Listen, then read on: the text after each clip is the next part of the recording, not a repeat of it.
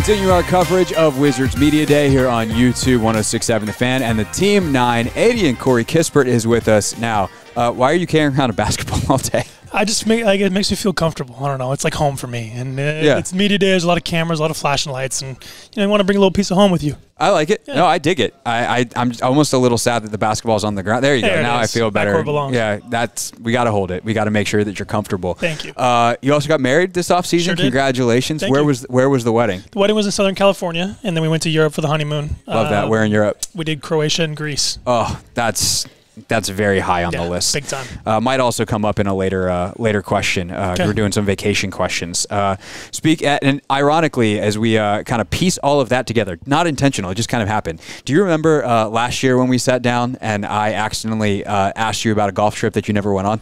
Yeah, I do. And did I like play along? You did. You did. You were great. Thank you. Appreciate that. But it was ironically about my wedding, which had been in Scotland, and I saw a tweet that you had been in Scottsdale, and I misread it, and then it was like right before the interview, and so we got all that. So now here, your wedding this summer, we just come full circle. Yes. How is the golf game though? The golf game is still tight. Playing a lot, especially in the summers. And then, the grind doesn't really stop during the season, too. So any chance I can get out there and swing the sticks, I will. And do you have a favorite golf trip from the summer? Golf trip this summer. I didn't bring the clubs in the honeymoon, didn't get the clearance for that. Okay. But I had a bunch of friends over. I live in Arizona in the off season, had a bunch of friends over, like right as the season was over, and we played, I think 4 rounds in 4 days, maybe 4 rounds in 3 days. The PGA Tour style grind? Yeah, it was a grind. It was. Yeah. A lot of sympathy for those guys now. Yeah. I mean, it is tough, but also like if you're just out there playing golf, no pressure. You're not trying to earn your living. No, life's easy. Life's easy. All right, so to the basketball. And I've been wanting to talk to you since you gave your season-ending press conference last year. I'm sure you've been asked about these comments a lot today, but I think you did such a great job of identifying one of the main issues, if not the main issue with the team last year. Like you guys just did not have an identity for how you were going to play night to night. As you've seen this team start to come together and you've had an offseason to reflect how you fit into that identity, how do you kind of put the season in perspective and what you're trying to do through that lens? Yeah, that's a difficult question. And I mean, like I said in the postseason interview, like identity is about doing like the small things every single day. And it gets really hard, like the days kind of blur together in December and January, and you're in certain cities and you don't remember where you are when you wake up. Things like that makes it really hard to be consistent. And the goal of this team is to like stack each day and win each day. We're going to be fun. We're going to be competitive. We're going to play fast. All things that I think I can do really, really well. And from what we've talked about as a team, I know we're only a week and a half in. Training camp starts tomorrow. It's going to be a really fun team. And I think we're going to have a very strong identity, and we're going to be able to kind of be a really fun watch for people because of that. So when you talk about that style of play, like does it change your off season at all, from conditioning, from like what shots you're taking? Like obviously you want to get better, you want to develop, round out your skill set, but like when you have a clear vision of where you fit in something going into it, how does that change your off season? Yeah, it kind of shifts the target a little bit, right? You get a clear picture of what you're going to be doing in the season coming, and you know what to work on. And so for me, my work this summer was super focused, and it was really precise, and getting better at things I knew I was going to do in games and how I could, best help this team win and help this team develop. So you're exactly right. You hit it right on the head. One of the fan questions I got on Twitter that I thought was a good one specifically for you is like, people know you're a great shooter, obviously, but that people started to realize like, oh, he's a great cutter as well. Is there like another nuanced part of your game that you hope you get a little more recognition for? Yeah. I mean, I hope I get recognized.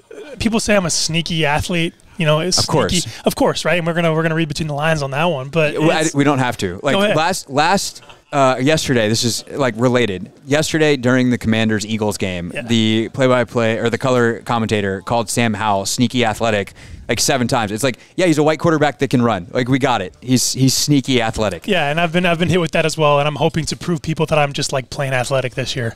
You're just gonna catch some bodies, dunk some balls. It's gonna be good. I love that. That's good. He's not sneaky athletic, everybody. He's just athletic. Corey Kispert. Thank you.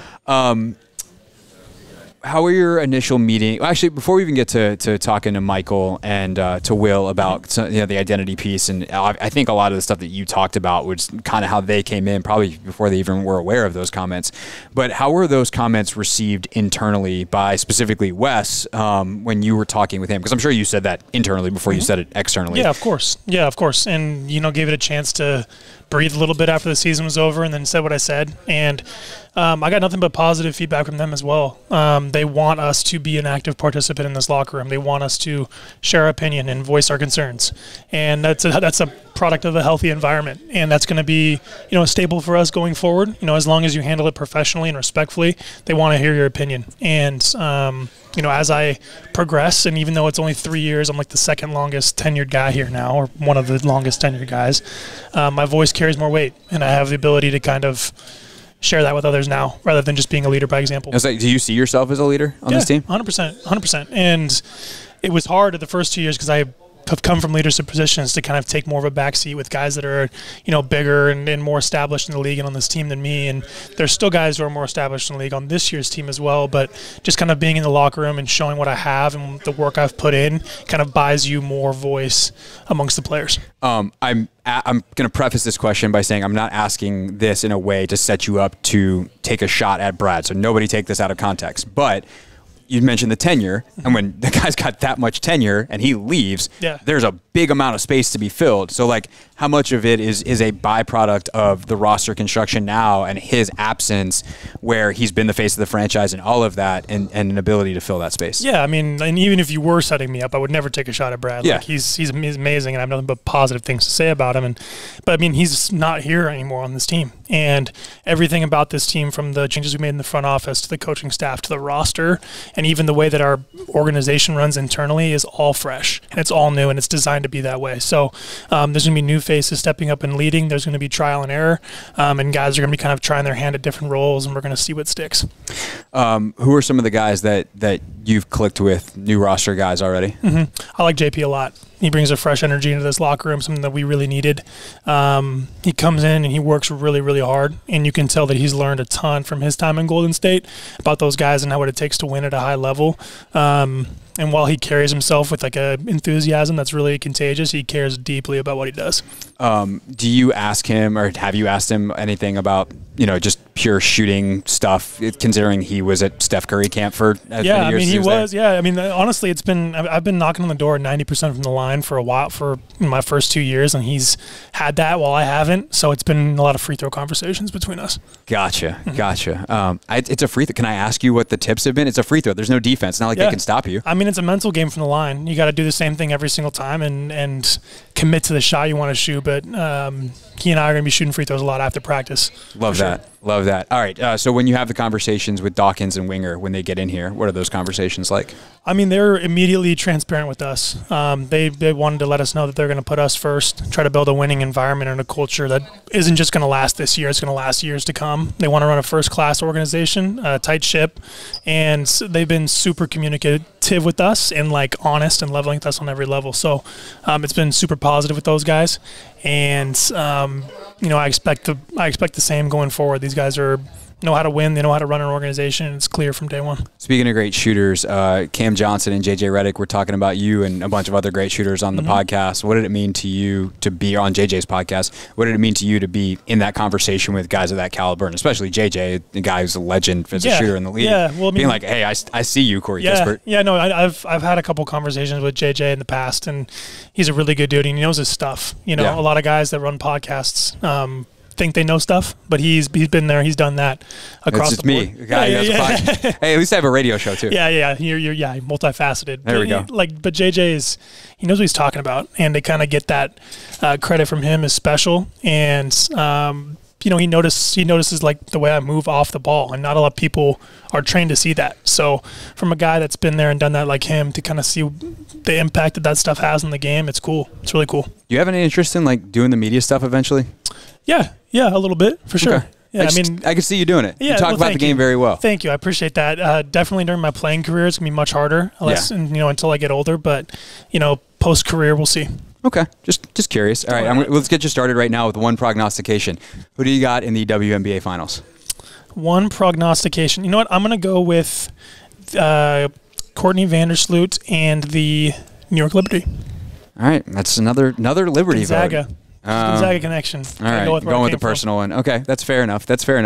All right, and then last but not least, because we're a Hokie sports radio show and we can't come up with a better title, we're doing what we're calling our Whiz Quiz. Okay. So our Whiz Quiz, your favorite vacation that you've been on ever?